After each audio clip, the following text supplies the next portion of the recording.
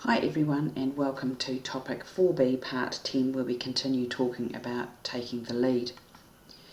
This revisiting time we're going to remind you of the leadership process, where a good leader embodies the leadership process by creating shared goals with followers and using those shared goals that allow others to be able to motivate themselves, empowering people to work towards the organisation and their private shared goals. So you create a solution for the intended change in the organisation, and that change actually meets the people's enduring needs. We looked at this with Erdman in the first topic. So just coming back to remind you of that before we actually go on and have a think about Grint's chart of using 4 different lenses to consider leadership, where we think about the person lens, who that particular person is, their personality, their traits, their attributes and characteristics, considering equally the results that leadership generates, measuring outcomes, the successes, the performance and the measurables. Thinking also about the position lens, where we are attributing leadership to particular roles within the organisation, and that idea of process, whereby we've just had a quick revision of Erdman's idea of the process of leadership. There's also one missing from this particular set of lenses, and that's acts of leadership, because acts of leadership can happen anywhere within the organisation, and we don't necessarily only need to see leadership through 4 lenses. And just remembering that often when we're considering leadership, we only look at the person or the position. We forget to look at results and process. And equally, sometimes when we're saying we need leaders, we're forgetting that in actual fact leadership resides in all of us, and acts of leadership can help us move on.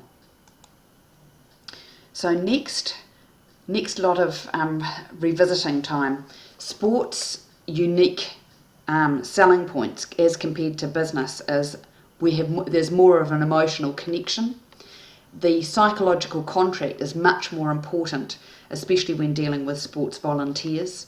There are more stakeholders who want to be involved in the process and who are quite passionate about the outcomes.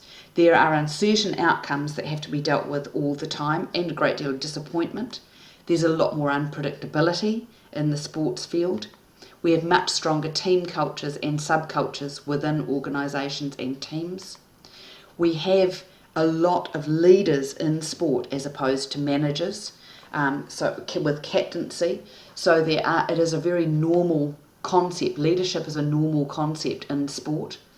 And it's also more acceptable to be a follower in sport, because not everybody can be a leader. Somebody actually has to be assigned to take that role often in sport, and it's a very normative thing as opposed to business, where it isn't.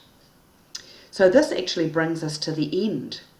My aims for you on the course were to learn that leadership wasn't necessarily white, Anglo-Saxon, Protestant, that there isn't just an American influence model, but that we're also uncertain what a Pacifica model looks like, that it shouldn't be monocultural or a monogendered thing, that leadership is something that happens everywhere with everybody. To understand that this is a lifelong journey of understanding of leadership that will modify and adapt as you move on through your careers. To hopefully develop a thirst for new knowledge and ways of experiencing leadership and followership for you to take on your onward journey throughout your lifetime of leadership, and to hopefully be the best follower that you can be throughout your life. Also hope that you seize that idea of acts of leadership and build that into all the things that you do. So well done. We are complete, and it's been a pleasure having you with me on the journey.